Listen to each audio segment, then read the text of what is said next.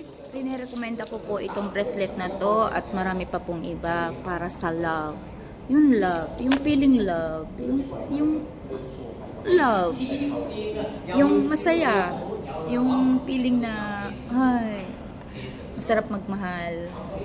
Mahalin una ang sarili. Yun lang po ang masasabi ko sa inyo. Unang-una sa lahat, mahalin po natin ang sarili. At huwag po natin itong hahayaan na masira na kahit ano man na problema ang dumaan sa atin. Dapat lagi po tayong matatag. Tapos, parang easy-easy lang po. Huwag po tayong mawawala ng mga pag-asa. Yung bang ano to? Ito po yung i-recommenda ko po una sa lahat. Ito po yung rose quartz. Ito yung rose quartz na pinakamaganda po sa love. Yung hindi naman nang sinasabi na ano, i-attract yung bagang kung para sa'yo. Yun lang ang masasabi ko sa inyo. Hindi natin pwedeng ipagpilitan, kumbaga si universe na ang bahala po sa atin na kung sinong iibigin. At ito pa po yung ano, strawberry for love. At ito rin po aquamarine. At ito strawberry with may 7 chakra po yan. Ayan. Ito. Ayan. Yung design na po niya. Ayan. Mga collection po. Ayan. Green Adventurine. At saka yung malachite po. At saka yung amethyst. At saka yung the best rose quartz. At meron pa po yung carnelian. Yung ito din po, citrine. Meron po nitong maliit lang. Meron po stone. Meron po, kung ano po yung gusto mo na koleksyonin. Ganun.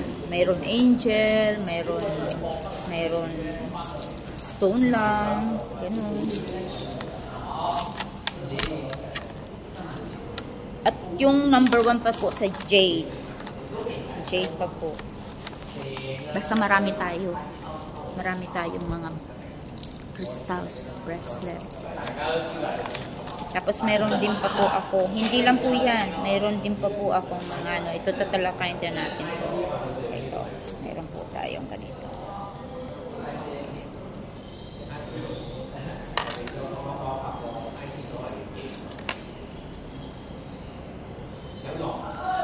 Meron po tayo nito. Tinatawag na carnelian po siya. Ayan, agate. Pero ginawa po siyang laping Buddha. At saka ginawa po siyang piyaw. Ayan. Sa year 2024 po, collection po kayo nito. Minumungkahi ko po na mag-collection po kayo ng mga ganito. Kasi ito rin po ang magdadala ng lucky charm sa ating buhay.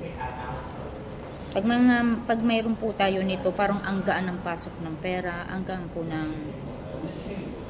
gaan ng ano yan, pakiramdam. Hindi tayo lapitan ng mga problema ba. Ganun po yan. O siya, sige po, thank you. Sa susunod ulit, marami pa po tayo. At sunod-sunod po yan. Kumbaga sa susunod, anong tawag nito? Ano na natin, i-organize na po natin kasi parang laro-laro lang kasi ang nangyayari sa akin. Tapos may prosperity po tayong tatalakayin dyan. Yung mga crystal na pwede po sa pag New Year. At saka yung crystal po sa love. At yung crystal po sa room. Lalo na sa mag-asawa. Kung paano maging stronger ang kanilang pagsasama. Ganun po yun. Bye-bye!